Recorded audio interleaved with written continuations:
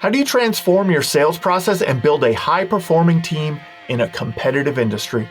Ryan Groth has been leading contractors to success by focusing on developing strong sales leadership and creating scalable systems. In this episode, we're going to explore the importance of sales leadership in growing your roofing business. Ryan shares the strategies that have helped contractors take their sales teams to the next level. Ryan Groth, the founder of Sales Transformation Group, has worked with the roofing business or roofing businesses across the country, helping them scale by focusing on leadership, process, and culture. His unique background in both sports and sales give him a distinct approach to building winning teams. Get ready to learn how to implement sales processes that will drive growth and success in your business. Let's dive into this conversation with Ryan Groth from Sales Transformation Group. Welcome to the Roofing Success Podcast. I'm Jim Ahlin, and I'm here to bring you insights from top leaders in the roofing industry to help you grow and scale your roofing business. Hey, welcome to another episode of the Roofing Success Podcast. Check out the new website, roofingsuccesspodcast.com. If you want to take the conversation beyond what you're just listening to here, go to Facebook, type in Roofing Success, and join the Roofing Success Facebook group. Of course, follow us, comment, do all those fun things. Subscribe, right? All of that fun stuff. Today we have my man Ryan Groth from Sales Transformation Group. What's up, man? What's up, Jim? Good to be with you, man. Yeah, man. Always good to talk to you. Always fun. We got to spend some time together on the Job Nimbus Eagle View tour, the Level Up tour that we did a few months back, and I was like, man, we got to do this again. We got to get on another podcast. So great to have you, man. Yeah, great to hang with you. Thanks for having me on. Yeah, for those for anyone that doesn't know who you are in the industry or Sales Transformation Group, why don't you give a little overview? Yeah, so my name is Ryan Groth. Started Sales Transformation Group in 2018. We call it STG, so I'll refer to it from there as STG. So my parents were contracting owners, a smaller business, and I was that second generation potential come in and do more, be more, take it to the next level. But I took a baseball path and played collegiate professional baseball with the Angels. And after that time, I was like, it was a great chapter, but kind of exposed myself to a professional environment, really high performing kind of environment with the D1 and pro teams I was on. And it just had me realizing like I wanted to be in that environment, whatever I do afterward. And because I grew so much, right? And going back to the small mom and pop kind of contracting world, I was feeling very like uncomfortable. I was like, I want to break out of this situation. And so I, through some networking, met a large commercial roofing contractor. They just sold to a small boutique private equity. They were doing about $80 million a year. So they crushed on their exit. And just I was around, he's an OG. And I was just like, this guy is somebody I want to learn from. And he actually had a software product that he had built for himself. The company's still in existence today, but they only had one other paid user. So I came in and at 27 years old, just started my family, got to get thrusted into like a really cool part of the industry. I got to meet and be a part of all the events and the who's who and be associated with his leadership.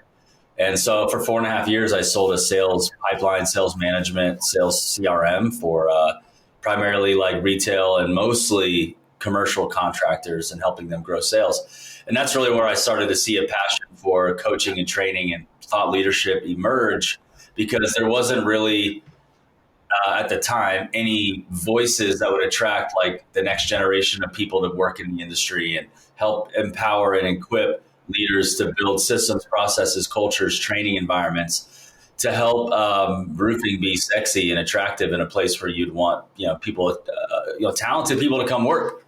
And so it's been fun to be at the forefront of that, because I started that mindset like 10 years ago, and it's been almost 7 years since I started STG. And so we're just committed to transformation with leaders and sales reps and teams across the roofing sector and outside other trades as well. But yeah, it's a whole lot of fun. That's awesome. Really impactful on the industry. A lot of success stories. One of the things that you mentioned there, though, is, and this is one of the things that we were talking about when we were out in out on the road there, it was like sales leadership, right? As contractors are growing their business, like as an owner, you start out wearing all the hats, right? But then you have to become a different person, really, right? You have to become a different person to be the CEO of your roofing business, to really grow. And along the way, you're going to need leadership on the production side. You're going to need leadership on the sales side. A lot of times I see that being the owner first, from the sales perspective, right? And so I want to talk a little bit about that first, because that was like a big thought that we've had some conversations around, and it just seems like that is such an impactful thing that happens in a roofing business when the right sales leader is in place. Totally. Yeah. I mean, the founder and the CEO are two completely different, like ways people think. Like founders can get something started and that's what we're talking about, is the owner who like started a roofing company, and maybe they're more roofer background than sales, or maybe they're more sales background than roofer. Whatever it is, they're in a position now where they have a business, and this is an amazing place to be. It's freeing. It's exciting. They probably, if they're good at sales, decent at sales themselves, they're going to go buy an expensive truck, maybe buy a big house and spend it all too fast. I mean, that's just a reality. But what you got to do if you want to sustain and grow over time and actually accumulate wealth and be able to build something of value, you have to build your leadership team. So you have to become somebody who goes from sales rep to then sales manager. If you don't have the finances to do it, or you learn it yourself, you choose to, you have to become a manager and a leader of salespeople. But then the next layer above that is being the CEO, owner, leader of the managers. So now you as an owner have to have an environment in which a manager is engaged, accountable, professional, cares, performing, and you have to inspire them. And so then I see this more in the door-to-door environments and like the private equity groups, where then you as an owner could go to another level of leadership layer, which is a whole new layer, which is now you're managing leaders who lead managers who lead salespeople, right? You'll see that, right? You see that in the door-to-door, like regional directors, and then there's all these like sub-layers of sales leadership. Definitely happens more on the commission-heavy door-to-door environment, not as much unless they're really good at marketing or they're really, really expanded. But that doesn't happen as fast as the door-to-door environment can. And you're like, really, the only thing limiting you from being able to do that is your ability to build teams, lead people, and have systems to hold people accountable. I can tell you right now, if I were to go to Dallas, Texas, or Kansas City, I could start a massive sales organization in a matter of 6 months. I will have an incredible business. You'll be like, what is happening with this new brand that just came on the market?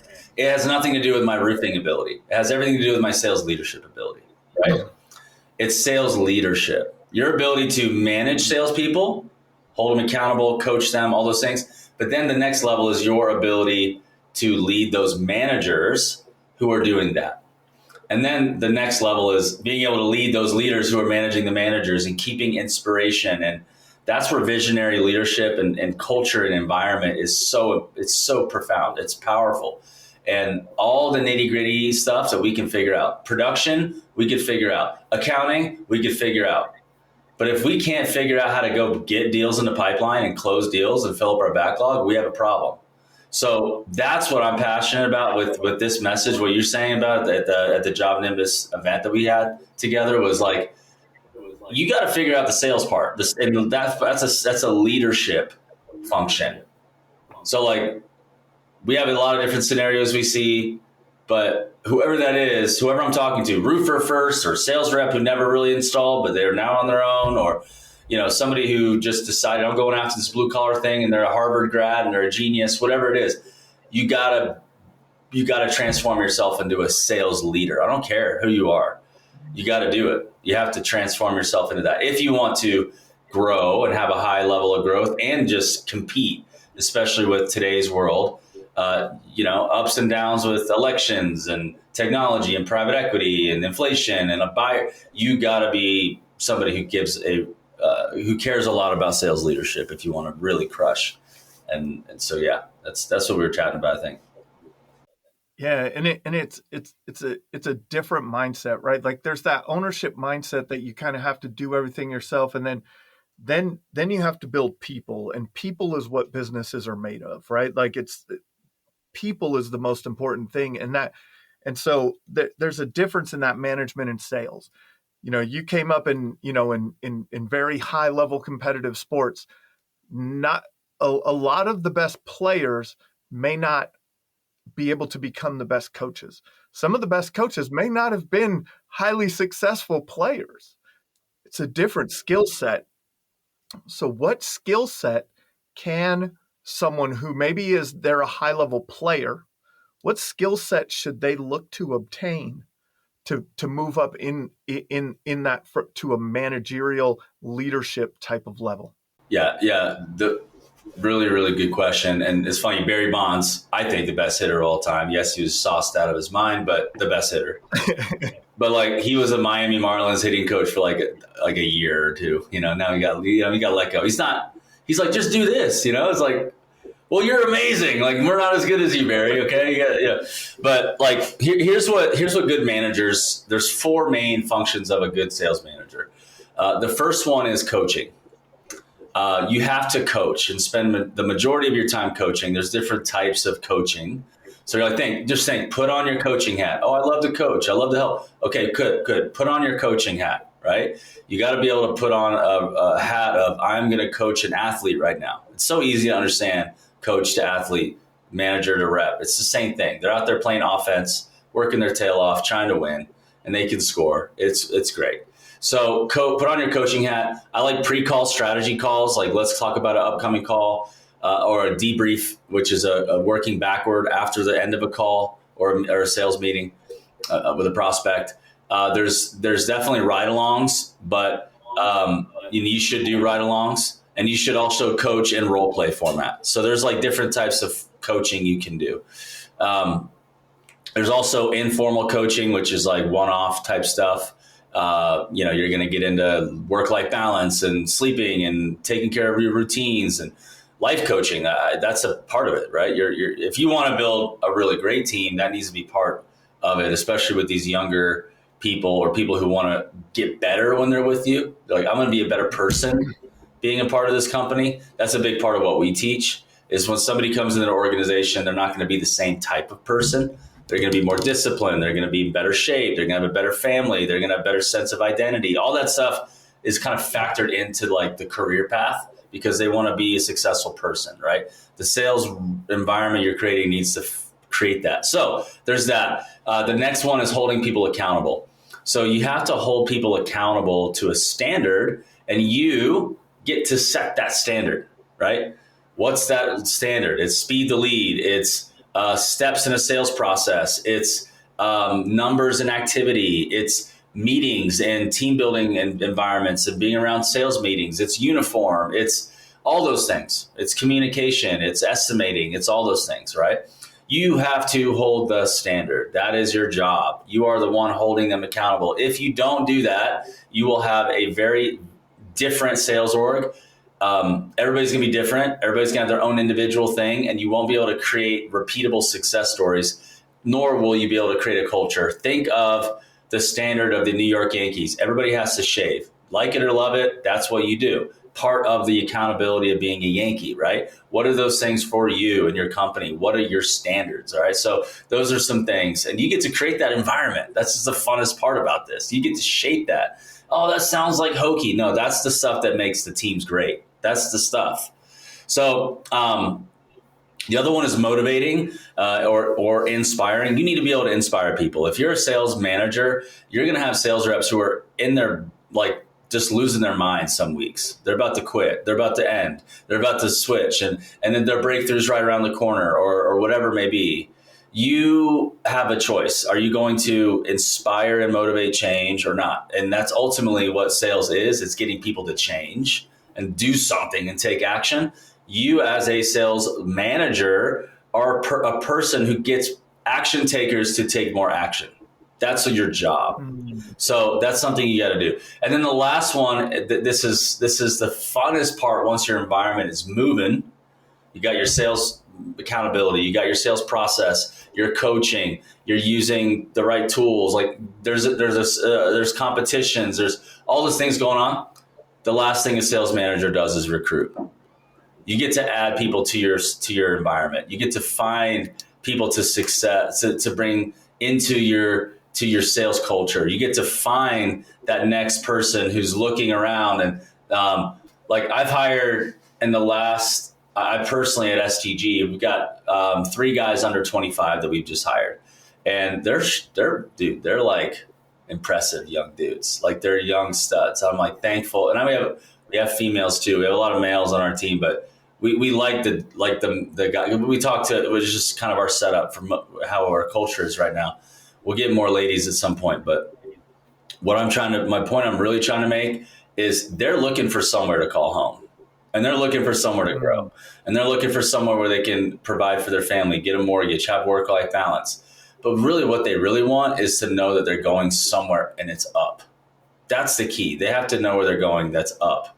What does up mean? Income, leadership, skills, whatever it may be. You have to recruit people in a way where with their merit, their meritocracy, they're able to achieve the upward trajectory.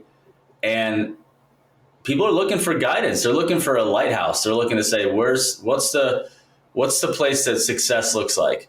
For some, it's, being 250 and roided and tatted and having, whatever it may be. You get to set up what you want success to look and feel like with your culture. And people who want that will find themselves gravitating to doing all the things in your roofing company to achieve that, which is so cool.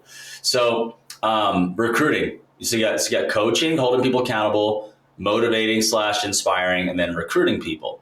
That's the sales manager's job. I didn't say go sell. I didn't say go prospect. I didn't say that. You're releasing the stallions to go do that. You're releasing the war horses to go do that.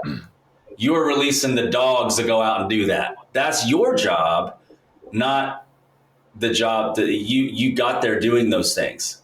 Well, guess what? You don't do those things anymore the same way you did. You may shadow, ride along, be with them, get in there with them occasionally, but that's not your job. Your job is to get them to do that. Tom Brady said to Julian Edelman when they were doing a workout one day, it was like cold or they were running a lot, and Julian Edelman goes, Tom, why don't you come out here and do this? He goes, that's not my freaking job.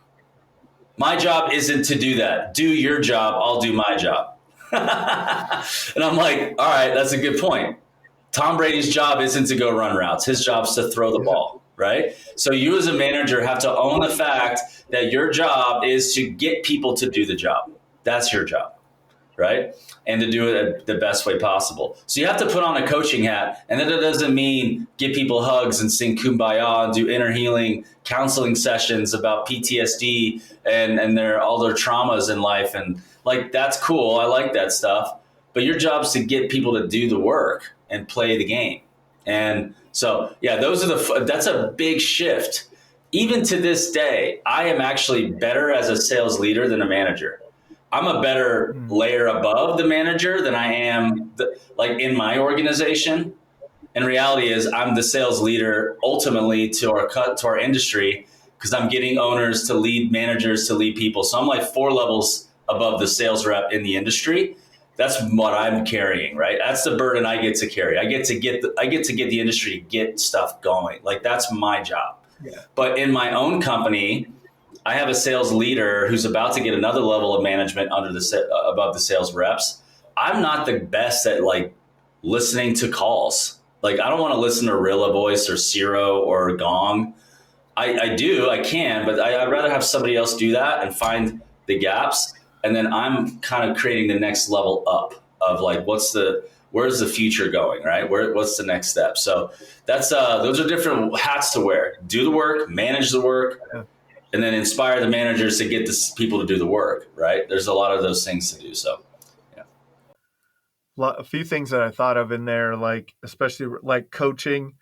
and you're going to have a wide variety of people that you're coaching and finding their motivations and finding how to get them to the next level. The first person that comes to mind, or the first situation that comes to mind, and from a sports analogy with this to me is Dennis Rodman, like with Phil Jackson, right? Like Phil would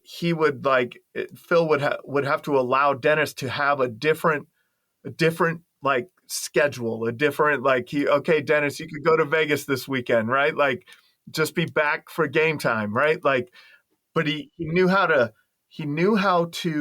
get the best performance out of his athlete.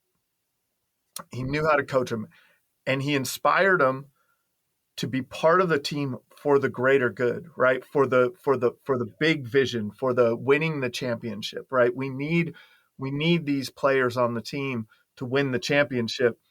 And so lots of personalities that you have to deal with as that manager, and people have outside things going on in their lives that you have to be considerate of, but also maintain your standards at the same time, right? Like sometimes that's a challenge. Now that's the coaching. Now you have your motivating, then you're recruiting. I just watched Moneyball again recently, right? Like, so this is where I kind of want to take it. Like, I love that in the recruiting side of things. Like, are there like stats, metrics, like when you're building that team? What was it that they were looking for? The only metric they were looking for was runs or something like that, right? Like, let's put runs up, right? Like, this is like that's sales, but you have to build the team around something. And it's harder, like it's easier in sports because there's a championship at the end of the season, right? This is what we're playing for. So I have two kind of parts to it. What is the championship that you are instilling and motivating for? And then what are some, let's just start with that. How do you develop the carrot? What's the championship? Great question. We have a whole module on this, like define the championship. It's like in our courses. So there's a few, right? First one is you need to know everybody's personal goals individually first. Jim, you want to do 2 million in sales. Why? Because you want to make this much in commission. Why? Because you want to hit, like, I need to know that about you if I'm managing you. I need to know your goals, your why, and what's underneath that so that we have a relationship around your success. However, there also is this sports reality of like, they already have a championship. There's already a trophy. What is ours? So there's a couple things. One, we find a lot of value in our sales client base. We have an annual event where we have awards that we're able to give, right? You see like Duralast, GAF, Owens Corning, people are recognized amongst their peers, best of success, contractor of the year, like those types of things. I like that stuff. Like if I'm building a team and we're going to have our suits on in front of the whole world and we get a status of we're this level, that's something that we work toward because it's a competitor in us wants to beat somebody. We like to play against people, right? But there's also something that, everybody can start drinking that Kool-Aid. That's something to think about. There's another one, which is like, hey, if our company hits this goal, right? This revenue target, and you as an individual hit your minimum revenue target, and we do that, those in which who hit theirs and the team has hit theirs, they get to be on a trip, or they get to go to Cancun, or we'll take care of you, bring you and your spouse for like a 4-day weekend, Thursday night to Tuesday morning departure to this place. And this is going to be a time where we're going to train a little bit. We're going to do some team building. We're going to have some fun. But more importantly, you're the winner of that. You're like President's Club, something like that, right? So there's this, but the team has to win. So there's like, there's some of those kind of things you can think about, Jim, that really help. You got the people who do the Rolexes and stuff like that. There's different types of ways where the reality is most of it is I have achieved this and you didn't because I beat you. That really works with sales reps. But then, hey, if we win together, what does that mean for all of us, for those who contributed? And I think that those are questions you got to ask. Like, dude, if you're doing 20 million and you're netting 15%, I think you got enough money to put some guys and girls on a flight and their spouses somewhere. That's probably not that big of a dent on your P&L. For a small company, it may need to be something a little bit more manageable, right, financially at first. But what that's something I would do. We at our conference, our Transform conference at the end, we're doing ours in December this year. We're moving it up a little bit because we want to kind of let the year finish out. This is where we can, we create that a chance for people to be recognized, and amongst their peers based off of numbers, right? So that's kind of some opportunity there for folks to have a team championship. Yeah, for sure.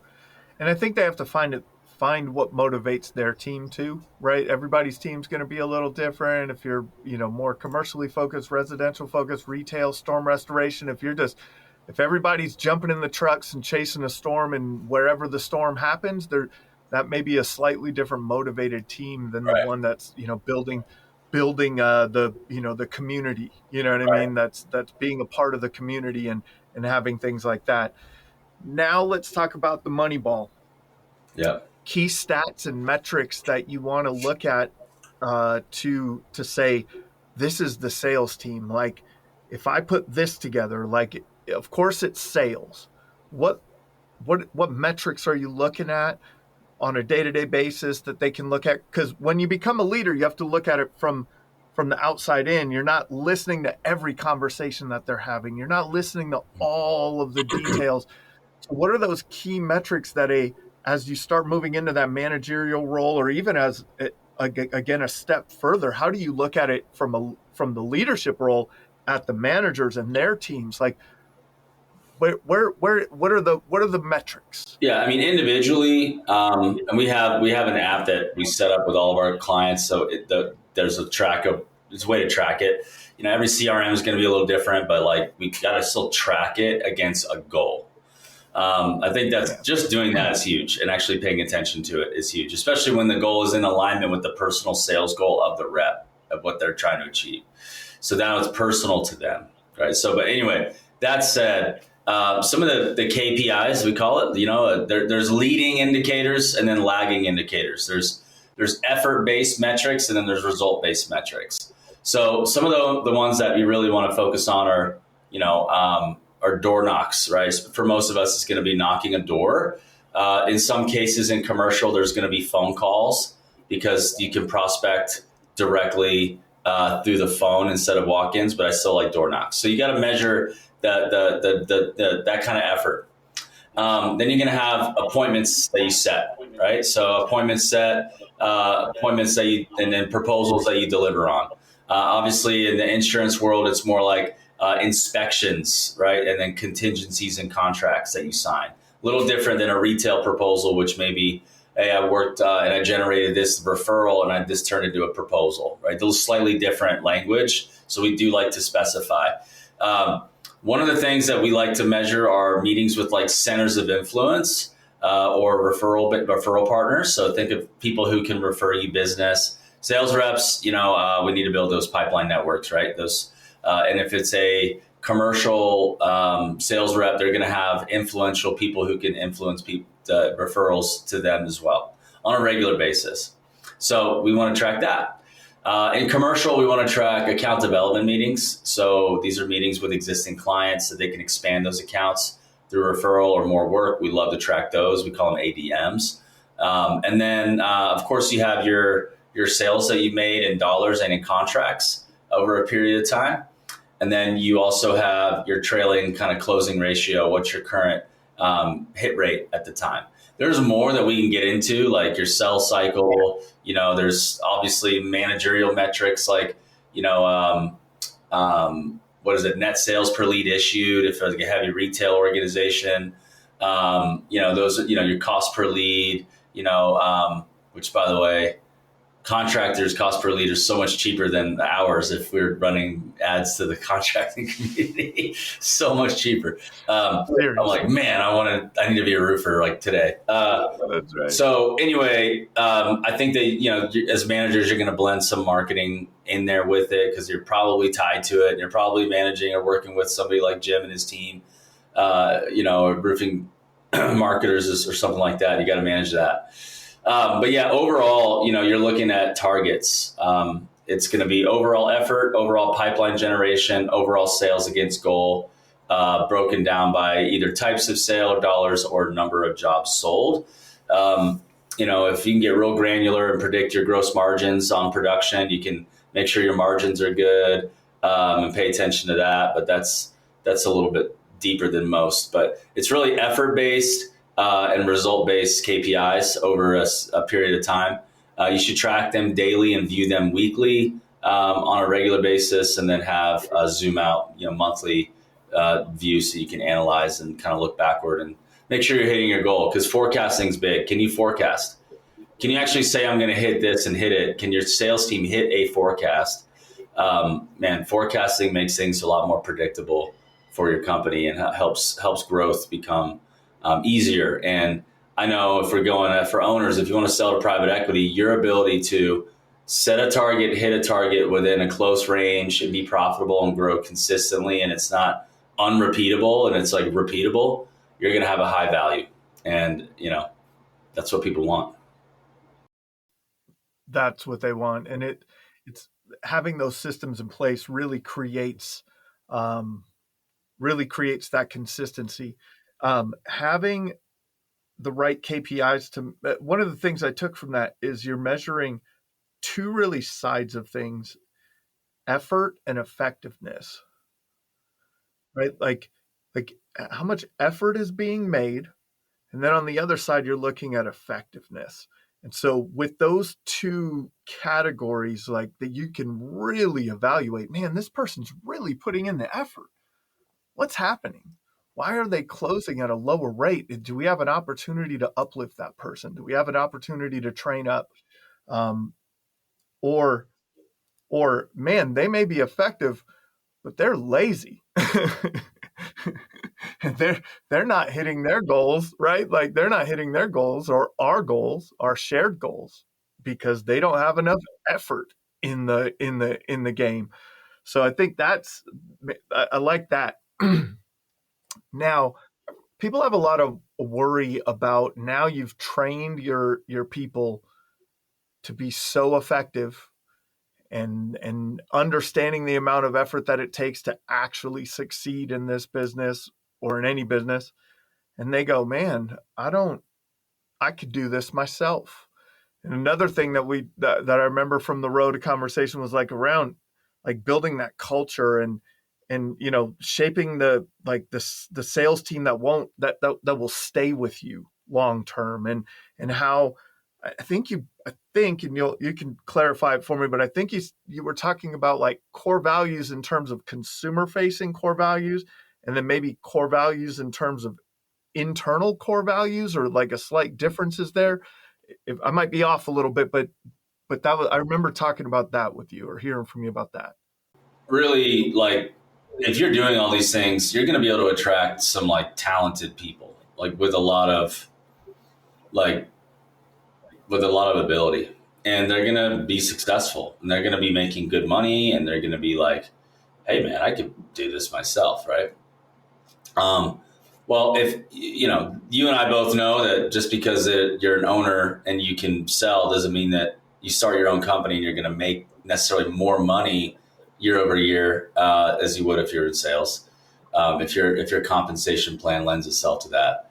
But where I'm going with this is what people really stay for, what people really want to be a part of is they're going to follow the leader.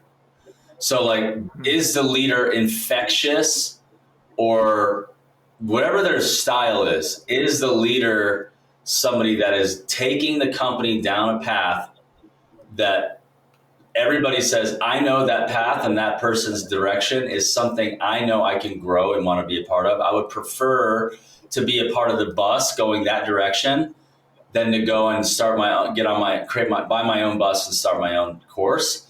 Where I'm going with this is that people leave and start their own companies mostly because of the people that they've been working for.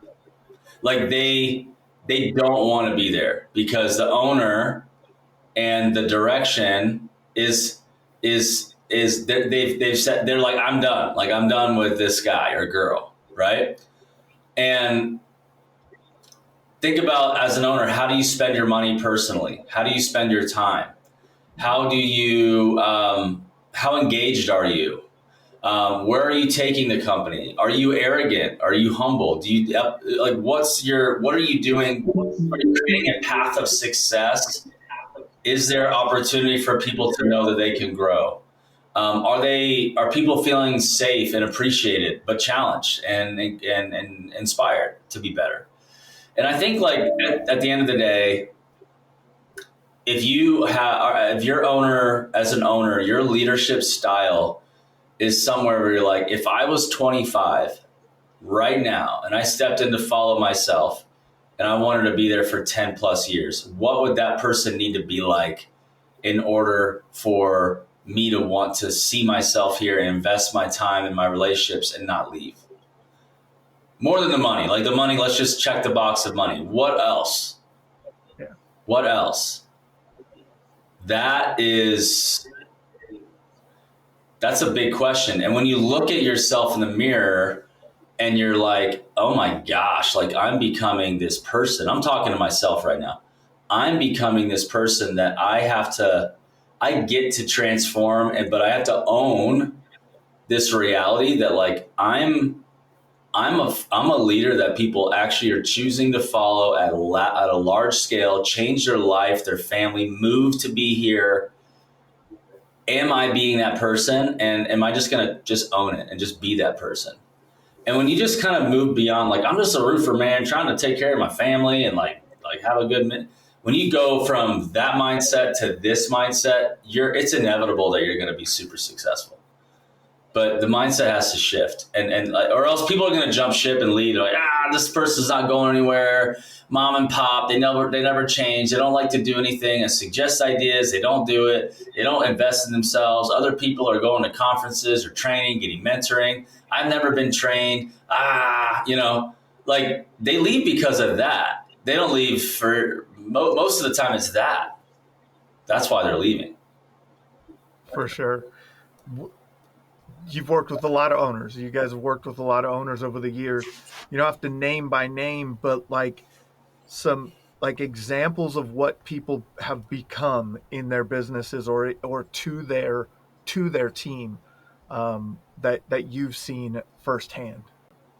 Yeah, I've seen them promote sales managers and become their mentor, and they're on their leadership team, and it's like a father-son, father-daughter, mother-son type dynamic where it's like really tight. Like, we're really like family, and it enriches their lives and it gives them more time, and they start to see succession plans be a reality. That's been a thing.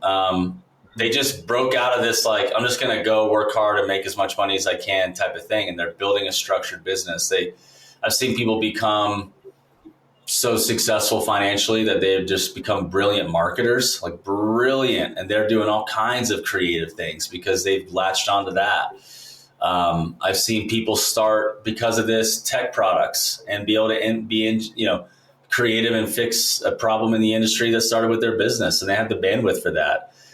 You see a lot of the owners who are doing that. Like, I've been involved with several of them who have now the ability to step out of their business and go change the world in some way. Maybe it's, I've seen people be able to spend more time doing mission work, or I've seen, but at the end of the day, like, if you don't have the culture, the sales org, the people staying on, you can't even think about that stuff. You can't. And so it's been pretty special acquiring companies, getting acquired. I mean, I've worked with many companies that are now have been acquired. And it's like, shoot, man, like, they got a big payout. And I know a lot of it had to do with who they became in order to get there. And that's something that, it's kind of cool to watch.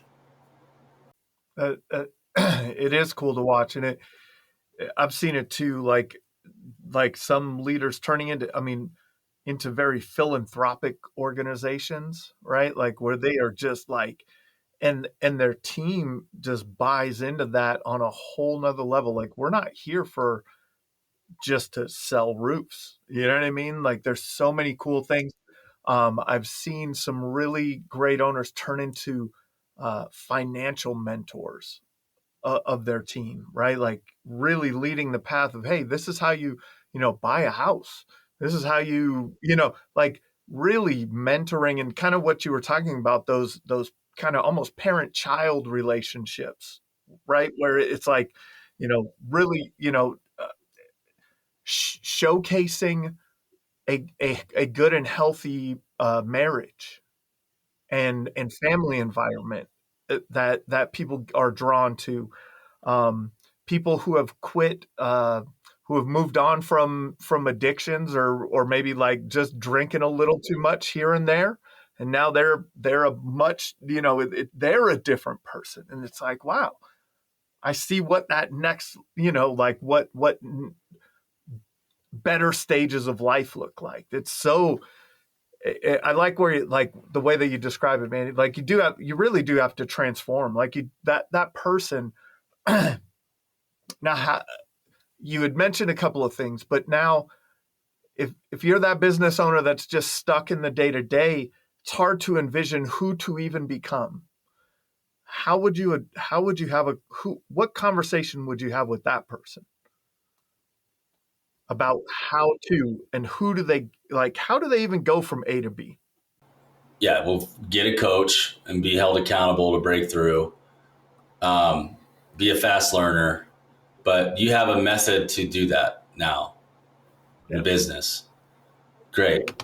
So work with somebody like us, whatever it may be. Get your sales organizational structure in place, and let's get a sales manager. Let's get a sales team running hard and closing business.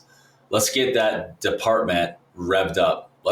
Really, it's like you guys, we're in construction. It's like remodeling, building a house, building a sales team is like adding an addition to the house. You got to have the structure, you got to have the room, you got to have some signs, the paint, the tech. You got to have a vibe. You got to build it. Like right now, they're like, I am that person. I got my brother doing it, or my brother-in-law, or whatever, and my buddy from high school, and that's it. Well, dude, I don't know about you, but when I played college baseball, or when I was in baseball trying to play college, I was recruited. When I get recruited, I look at certain things, and I look at the facility. What's the facility like? What's the room like? Are there success stories? People getting drafted? All Americans? What's the weight room like? What's the field like? What's the clubhouse like? All that. Well, you got to build that. So first off is, hey, owner, let's build the environment where the next 24-year-old who's just out of college, who you could see so much promise on, or 30-year-old. I'm just naming I like younger people because you can teach them. That's just my example most of the time. But they're looking at you, and you're 34, and you're like 3 years in business, and your family, you're married, and you're healthy, and I would follow you. Cool. Let's go. Right. Let's go. What are you going to create so when they come in, they're like, ooh, this is legit. I feel like I'm being measured. I'm being trained. I'm being coached. I'm being leveled up. Like I'm being resourced to be successful. I don't know about like today's age. You go to University of Tennessee volunteers. They got like a multi-mass $100 million stadium being erected. I mean, they have food planned, people paying for like they're eating the best food, everything to a T to optimize their success. Do the same thing at your business, the best that you can. Do it. It's the same thing. Create the environment. I love that. I mean, even down to like the small town in northern Minnesota that I graduated high school from, they just built a new facility, and I was just up there, and people were like, "This is like the facility." They're talking about the facility of a high school, small town high school place. Like they're trying to attract kids from the area to come play for them, right? Like, what are you providing? If you're providing, go out and get me deals and best of luck to you, versus Right. like a full on training environment. You got a truck to drive around. Here's your gear. Here's your uniforms. Here's your, right. Like we're providing you. And then here's the next phase of it. Like if you get stuck here, here's the resources that you have. If you like, this is how we're working out on a daily basis. That's, man. And like, look, like when you're a rookie going into a program like I'm talking about, what's the first thing? What do you see when you go into the clubhouse? What's the variable? I'm not going to try to put you on the spot, but what are you looking around? You're looking at who the leaders are, who the upperclassmen are, who are the captains, who are the seasoned veterans, right? Well, what do the seasoned veterans do? That's going to shape the culture of the entire team. Think about it. So I'm a new sales rep. Who are the guys who've been here? What do they do? What do they like? Hey, well, we actually work out 2 or 3 days a week at 5 a.m. at the gym. Oh, dang. Like I'm talking pretty extreme, like, but that's the kind of stuff that's the kind of stuff that keeps people on your team. That stuff. You know what I mean? They're like, oh, now it's this banter. It's this camaraderie. It's this glue of like, we're an elite squad here. You're going to come into this environment. Like, I hope you're ready. We're going to haze you. We're going to make sure you got what it takes. You know what I mean? Like, we got to push through that. And then you got our respect. Let's go. Right. And I think that it's not expensive to do that stuff. You just got to tap in. You got to tap into something on the inside. That's what you have to tap into something on the inside. If you're like, dude, I don't like that stuff. I like hunting and I like extreme sports. Fine. Create the culture around that. Do it. You know what I mean? I got every single person on this team is a Christian who can pastor a church. They're that like trained and they do mission work. That's just his culture. They're like super spiritual. Love that. Great. Like, so I'm just, those are just examples, but that's the stuff. Like there's another one that I was talking about, like the philanthropic organization. Like if everyone on your team is very, oriented towards that, right? Like, and you're like, okay, so now on the weekends we go do Habitat for Humanity on once a month or once a quarter. We go down to the feed the, you know what I mean? Like we do, like you can build that as instead of the 5 a.m. workout, right? Like I know I've had other some people on the podcast that they're thinking, like one of the owners was just extremely dedicated to the little league in their area. Like that was his, you know what I mean? And like, so like the team came out and helped rebuild the snack shack one weekend. And like, they do things with the, in relation to that and people, yeah. Got to get down in here. Wherever it is, it's got to come from there for sure, right? Man. I always, now you've recruited, we understand how to coach people, motivate people, how to recruit people, that also will attract the right people to you, the ones that will work best with you, right? Yeah. Sometimes they could be good players, but they're not the right player for your team, right? They may be right. be able to perform, but they're not into this or that. They're just not, they wouldn't buy into your culture. It's probably better to have other people on the team. So that's a filtering process at the same time, right? Now moving on to that, like I feel like the contractors that are most successful to me, like organizations, sales organizations that do the best are the ones that can turn one into many. What I mean by that is they're not looking, it's not always looking for the next lead, the next knock, the next, they want to build a relationship. They want to squeeze all of the juice out of that one sale. And that juice could come from the neighbors. It could come from the insurance agents. It could come from all these things. But I think that's a big missing piece in most sales organizations is there's a focus on the next versus what's in front of them. What kind of advice could you give someone to make sure that they're getting everything they can with what they have already? You don't have to go buy a bunch more leads. You don't have to go and do, like, you already have deals coming through your pipeline. Like, what can you do to make those leads, those deals that you have already more effective? How do you extend those relationships? Yeah, I think that, there's a bunch here as we wrap up here. One of the rules we like to teach is, especially in door-to-door insurance sales, is you ask for a referral 4 times. And the 4 magic words for a referral is, who do you know? Who do you know? I mean, obviously, you can spin that by asking the specific neighbor's name and all that stuff. But who do you know? I like to quiz people whenever I'm doing a seminar. I'm like, all right, what are the 4 magic words? What are the 4 magic words? Just get people to say it, right? So you ask 4 times, right? One, when you are you're doing the inspection and you're at the table meeting, you sign the contract. That's the first one, right? The next one's the adjuster meeting, and then the build, and then when you collect and wrap up the job. Those are the 4 times you can ask who do you know. Those could be 4 referrals or multiple introductions. You want to knock the whole neighborhood, do the grade 8, of course, and be job site marketing, branding, those types of things. You need to be doing that. Asking who do you know on a regular basis is super important. But like calling existing clients, if you could do multiple scopes of work, or a storm just hit, or you have a siding that you do, or whatever it may be, you can call clients that have worked with you. It's 5 times less expensive and easier to sell to somebody who's already bought from you than it is to find a new sale.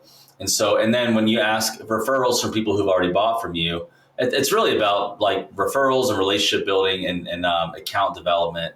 Viewing every single customer as an account versus a job will change the way you think about your sales prospecting and your cultivation. So, and the way you standardize that is just train, coach, and hold people accountable and normalize that in your culture. And that's going to take like anything. Like my son right now is, he's 10 and he's like, he needs to learn how to type. And I'm like, I remember when I was in elementary school, we did the typing courses. And I'm like, my son's like, you type so fast. I'm like, man, honestly, if I wasn't a good typer, there's no chance I'd even be like even close to successful. Like, you got to do that basic skill. Well, typing is not something you teach in an hour. You have to like build the home row, and then you got to press F and then J, and you got to do that like 17 times. And then you do the I'm just like, you just got to create a culture where you're consistently training and coaching. Then it becomes normal. The veterans are exhibiting it. The rookies realize that's part of the standard. And that's just what you do. I mean, it's just, you got it. That's why sales training, that's why guys like me have a business, because people need reinforcement. They need consistent reinforcement. If Adam Bensman says it and I say it and Deshaun says it and then so-and-so says it, who cares if they heard it from all 3? The fact that they heard it the same thing 3 different times actually sinks into their brain like, oh, my manager's been telling me that for 6 months. Like, oh, it's like, duh. It's good. So that's why we're here, because people need help, and they need training. So yeah. That's for sure, man. They do. And I love seeing the success that you guys have and the contractors that you work with. This has been another episode of the Roofing Success Podcast. Thank you for tuning into the Roofing Success Podcast. For more valuable content, visit roofingsuccesspodcast.com. While there, check out our sponsors for exclusive offers, shop for merchandise, and sign up for our newsletter for industry updates and tips. Also, join the Roofing Success Facebook group to connect with other professionals and stay updated on the latest trends. If you enjoyed this episode, please subscribe, like, share, and leave a comment. Your support helps us continue to bring you top industry insights. The website link is in the description. Thanks for listening.